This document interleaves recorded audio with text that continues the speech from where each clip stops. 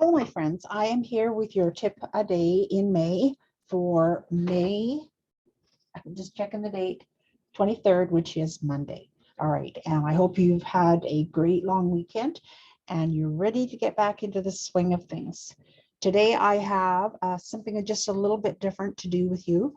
I want to show you how to create this ever so cute little folio.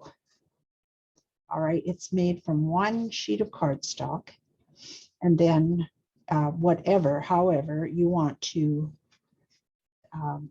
fix it up, put embellishments, doodads, whatever you like.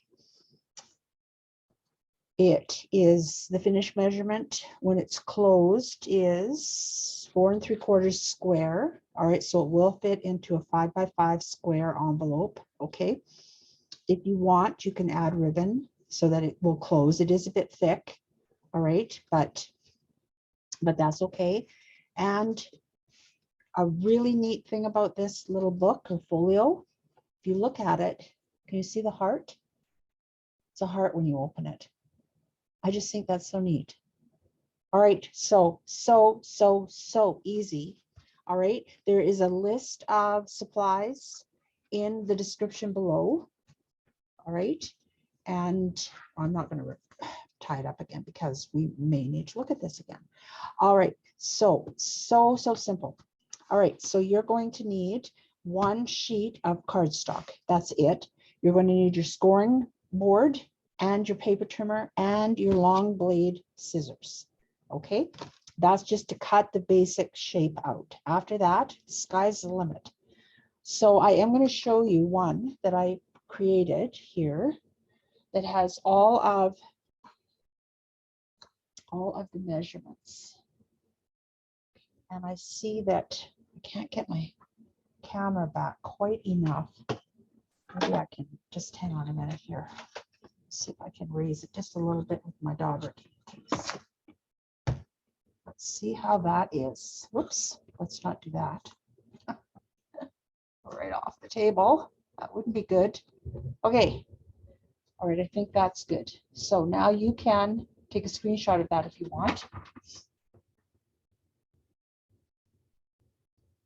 And then I'm going to walk you through all of the steps to get to the point where you have everything cut out. All right, and then I'm going to let you go to town after that. Okay, this is a clean slate. I haven't put anything in here yet. No embellishments, no photos, no nothing. All I've done is add that one little strip of zip strip that coordinates with this paper, and then my ribbon, because you have to do that before you cover it, of course. Okay, so yeah, so here, I'll give you another chance. If you want, you can take a screenshot of this. All right, and all of these measurements are scoring measurements. And then once you've scored along there, you're going to turn the whole thing like that and do exactly the same thing. Oh, and I forgot to mention, very important, before you start, you want to trim your cardstock down so that it is 11 7/8 by 11 7/8. Okay, so you want to cut 1/8 of an inch off both sides. Okay, and that's what I've done with this one. Okay, so now that we've got our cardstock scored and trimmed to 11 7/8 squared, all right, I went ahead and I cut some of the pieces out that we don't need, just to speed things up a little bit. So you can see where the X's are, here, here, and here, here, here, and here. Those are the pieces that I cut out. Okay, you can see right here. Got so much stuff on my table I've been creating today. All right, so here and here and here. Okay, and just pause for a moment to talk about your scissors. Okay, you need to use your long bladed scissors for this. All right, and I will show you why in just a couple minutes. Okay, let's see. Now what I'm going to do is I'm going to cut out these 3 squares. Okay, and when you are cutting your squares out, it doesn't matter which side is up. Okay, I'm going to flip it over so I'm on the back side. Okay, and I want to cut this square this square and this square out. So all we're left with are these two squares, which is the top bumps on the heart. Okay, so talking about scissors, when you are cutting things that you need to do a lot of straight cuts, especially if they're fairly long, like right here, you need to cut 2 out, and over here the same thing. You really need to be using your long bladed scissors for that. And the reason why is because it's very difficult to get a completely straight cut when you're using your fussy cut scissors, because the blade's so short.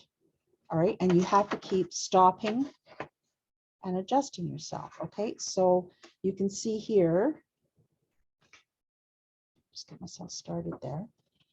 Okay, you see I'm stopping, starting, stopping, starting, stopping, starting. And every time you stop and start again, you run the risk of making a jagged edge or going off the straight line. However, if you use your long scissors, you can go farther with one stroke, remembering that you don't ever want to close your scissors till you get to the very end of your cut, right? And it's very simple to do. Okay, and you know you're going to get a straight line. Okay, so now I have my shape. Okay, now this part is very important. So you can see here on my template, I've got my heart. I've taken out all of the places that have the X's. Now, you know from your card making that when you have a score line, you always mash the mountain. That means you're going to fold it so that the mountain of the score is on the inside and the valley of the score is on the outside, right? Because you want to have a nice straight line all the time. And if you sorry, I'm just looking for, I lost track of my bone folder here in amongst all this mess. If you fold it the other way so that your mountain is on the outside, okay, well, that is the place where you, I can't find my bone folder. I'll have to go to my backup. All right, so just as a demonstration here, okay, I've done this one correctly. I've got the mountain on the inside. I've got the valley on the outside. You see how nice and clean that fold is? Okay, there's no bumps. There's no raggediness. It's nice and straight, nice and clean and smooth. Okay, so I'm going to, just for argument's sake, I'm going to fold it the other way this time. Okay, and you can see here that you've got that white core showing a little bit. Okay, and then also, if you happen to score a little bit too deep, you'll get something happening like this as well. The reason that happens is because when you are scoring, you're actually stretching the paper. So we want to have the most clean line as possible. And that means we want to have the mountain of the fold on the inside. Okay, so mash the mountain, don't forget. Very, very important. Okay, so we are going to follow these directions. So these two we want to fold down.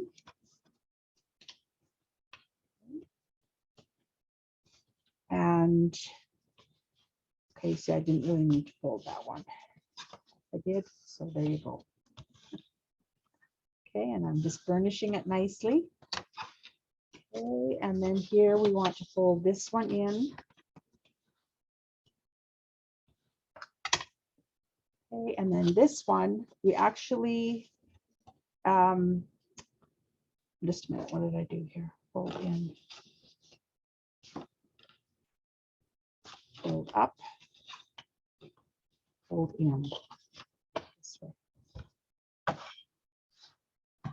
So when this is closed, I'm just making sure that I've got a nice crisp line on all my folds. Okay, when this is folded in, it's going to look like this when you first open it. So you can see the bottom of your heart here, and then your 2 bumps of your heart here. This is one piece or one panel folds in here. And again, I need to make sure this is a nice crisp fold here. And then this one, the whole thing folds over like this. And I know I did fold it, but it won't matter once I finish decorating. Okay, and I just want to make sure that all these folds are very nice and crisp.